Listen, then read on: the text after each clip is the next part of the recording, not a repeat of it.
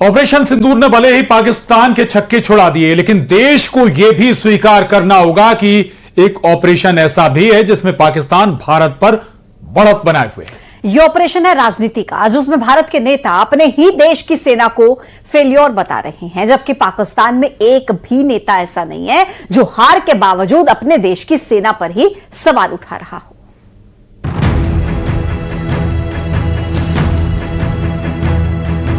अगर एक कांटा चुभता है तो पूरा शरीर परेशान रहता है। हमने तय कर लिया है उस कांटे को निकाल के रहेंगे।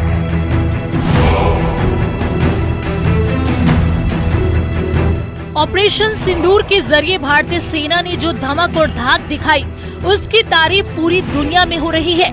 लेकिन क्या आप विश्वास करेंगे कि भारत में ही कुछ नेता ऐसे भी हैं जो ऑपरेशन सिंदूर को एक फेलियर बता रहे हैं? ऐसे ही लोगों के लिए प्रधानमंत्री नरेंद्र मोदी ने कहा कि ऑपरेशन सिंदूर की एक एक कार्रवाई कैमरे के सामने की गई। ये जरूरत इसलिए थी ताकि कोई भारतीय सेना से सबूत न मांगे।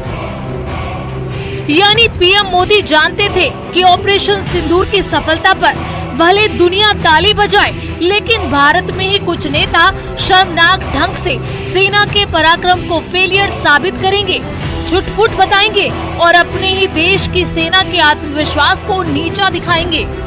ನಮ್ಮ ಈಗೇನು ನಾವು ಹೆಚ್ಚು ಕಡಿಮೆ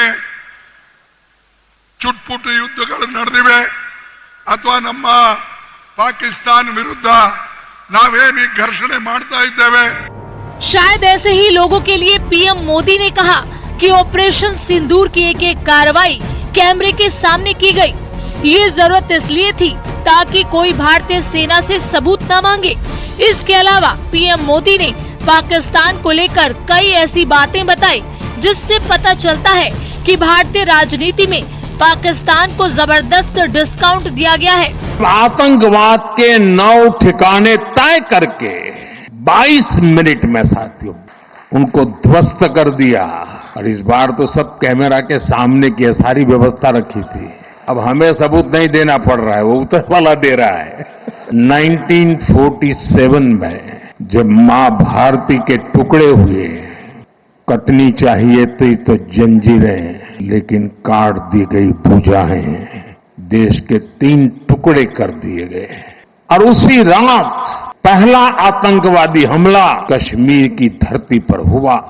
मां भारती का एक हिस्सा मुजाहिदों के नाम पर पाकिस्तान ने हड़प ले लिया।